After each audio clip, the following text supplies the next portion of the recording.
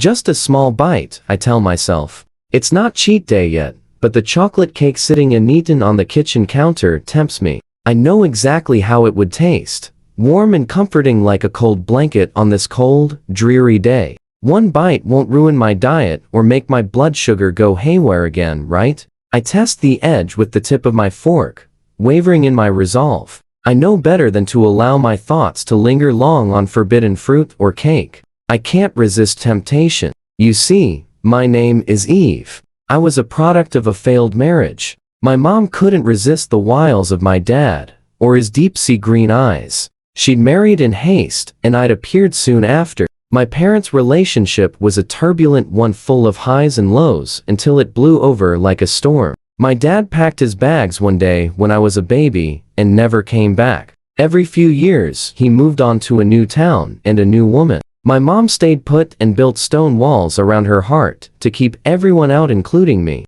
She'd named me Eve, a good biblical name in honor of the first woman to fall from grace. Perhaps the name was supposed to be a cautionary tale, a warning that one little slip could ruin paradise. Still, there must be something in a name like the first Eve.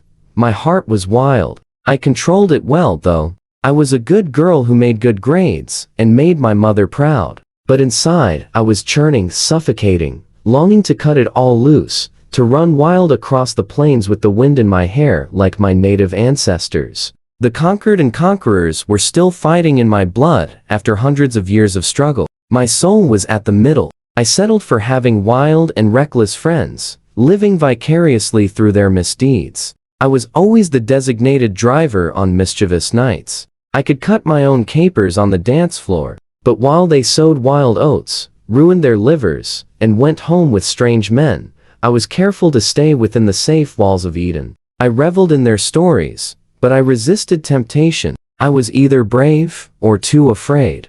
Then, a man came crashing through my built-up walls. His flashing green eyes caught my attention.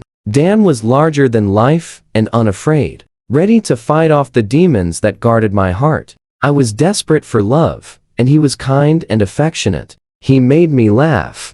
I fell hard for him and we got married. 9 months later, a stork dropped a gift on our doorstep, a little girl. I named her Anna, which means grace. It was everything I'd ever wanted, but I was scared out of my wits. This wasn't part of the plan. Dan and I were going to see the world, travel, visit Paris, climb the Alps, feel the waves crash against our wild souls. Hitchhike with all our belongings in 2 backpacks. No picket fence would hold us in, but 2 pink lines on a stick had changed all that. Something in me was disappointed when Dan threw himself into the new role of changing diapers, feeding on a schedule, and securing a steady income. He was a rock-solid refuge, but at the same time, immovable. He seemed happy and content. Anna was his new world. I loved her fiercely too, because she was mine. I'd die for her, but I was smothering under the new load of responsibility, tossed into a tempest without a life vest. She was so dependent, and I was still trying to find my footing as an adult. Everything changed after she was born. I'd lost my direction and gained extra pounds. It's just postpartum depression. It will pass. You'll feel better, my mom and friends all said. But would it? Or was I just not cut out to be a mom? And I cried every night. And it seemed I gave her no comfort. Maybe she felt the turbulence in my body and mind. Let me hold her, Dan offered. I knew he was trying to give me a break, but I resented that he could calm her when I couldn't. 9 months into motherhood, I was still struggling to get a grip on my new role. Then, a new coffee shop opened in our one-horse town. It was the biggest thing that had happened here in years. Kent's Cafe. It wasn't a greasy spoon or one more overly trite diner. It was a real coffee shop with bistro tables, free Wi-Fi, and a European-style patio. It was almost sophisticated. The grand opening was an excuse to get out of the house, and I took it. With Anna on my hip, I stood in line to get a coffee and enjoy some sunshine. The guy behind the counter flashed me a smile. Bright, perfect teeth and brown eyes like pools of dark chocolate you could melt into. He looked at me in a way a man hadn't looked at me in a long time. I suddenly felt feminine, almost pretty. He was the perfect front of house type guy. I smiled. He could be one of those lead actors in a Hollywood flick. Girls would be all over him. I let myself admire him like one would a Greek statue in a museum. He was beautiful to look at, like an angel or Lucifer. I thanked him for my drink and left. How did my girls make out while I was at work today? My husband asked. There's this new coffee shop in town, I gushed. You have to try it. He took Anna from my arms and she started cooing in response. We'll have to do that, he said, either to Anna or to me. That weekend, we went to the new coffee shop as a family. I posted a few photos on my almost forgotten social media account, capturing happiness to prove it was there. The Greek statue was at his job again that weekend. What can I get for you? He asked. I looked to Dan to see what he wanted, but he waved his hand. Whatever is fine. He was scrolling his phone. It had been a long night. I studied the menu and ordered us both iced coffees and cheesecake.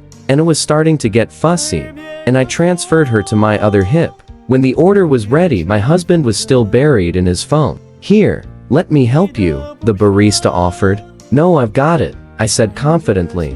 I was a mom. I was superhuman. But just then, Anna decided to get upset and fling herself back in my arms in dramatic protest. Everything was about to fall out of my hands as I struggled to just hold on to her. I got it. The coffee guy stepped in to save the food. We touched in the exchange, and I felt an electric current.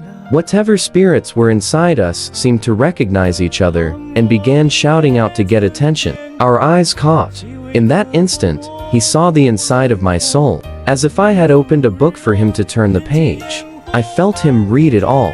The turbulence, the brave front, the fear. And I fell into those dark brown pools, warm and soft like chocolate cake. Irresistible. Then I remembered who and where I was. I quickly shook off the gaze and walked back to where my husband was waiting, still absorbed. Kent's Cafe became a frequent stop when I was out running errands. It's for the coffee, I told myself. Everyone said it was the best in town, and it was. What's your name? The barista asked one day. Eve, I replied. He wrote my name and 2 hearts on the cup.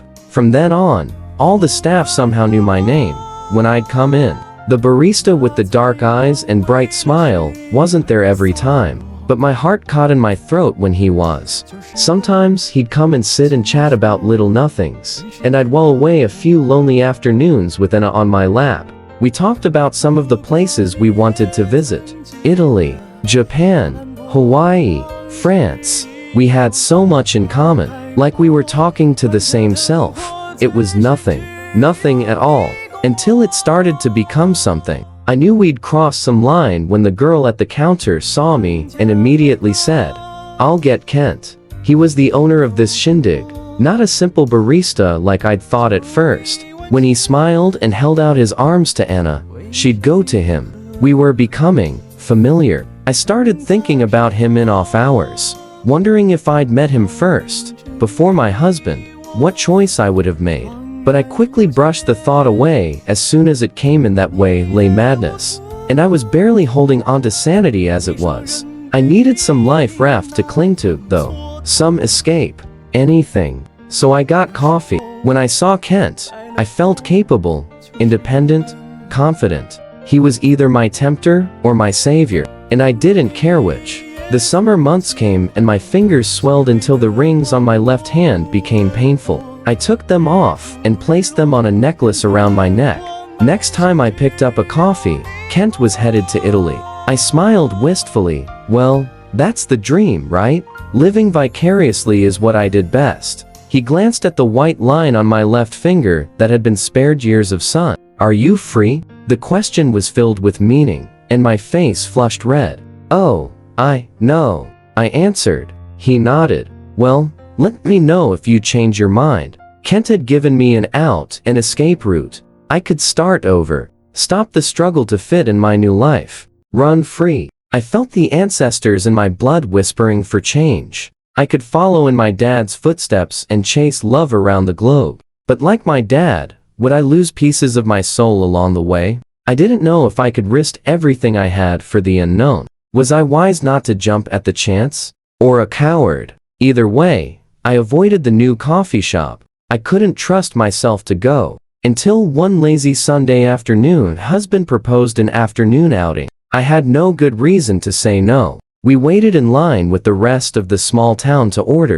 What do you want? Kent was there, back from a world adventure. I flushed red and felt awkward. 2 iced coffees and a baby cappuccino, please. I could feel Dan studying me, pensively. He could read my thoughts when he wanted to. He could also feel the current in the air. He looked from Kent to me. He wouldn't ask me about it, though. Kindness or pride made him hold his tongue. A few days later, Dan surprised me with a weekend getaway. Your mom agreed to keep Anna. It might not be Paris, but it's still a break. His eyes were hopeful. I'd take it. I needed time to be an adult. To get some perspective. To eat a meal without someone crying. I felt like a kid on Christmas morning as I packed my bags. Dan and I had a chance to see each other that weekend. To laugh and be lovers. And I remembered why I chose him. He was my opposite in many ways. But exactly what I needed. I had a chance to breathe.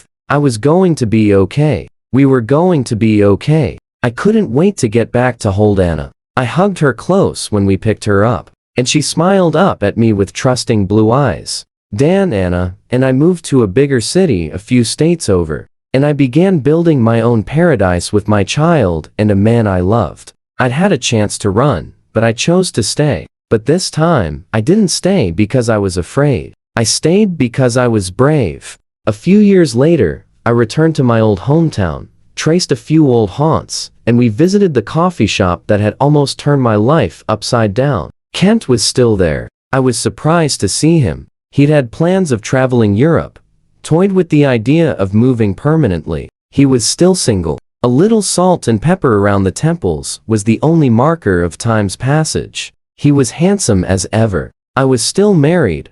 A few more pounds around my waistline. Mentally, I was in a much better place. Kent shook my husband's hand. You have a beautiful family. I know, Dan said. Then Kent gave me a smile, an act of kindness. The electric spark wasn't there anymore. We were two people living different lives. Maybe twin flames burn out over time. They say you can give it all for love. But I was glad that I hadn't knocked down the angels guarding the garden to step out into the wild unknown. I would have missed the love standing right beside me. While Kent had offered me wings to escape, Dan had helped me put my feet on solid ground when I was drowning. They say you'll know when you find the one. But no magic perfect person drops from the sky to become our other half. The one is simply the person you choose again and again, in good times and bad. Long after your wedding vows are lost somewhere on an old scratch DVD at the back of the cabinet. It's the person who stays when your world starts crashing it. For me, that was Dan. And I chose him.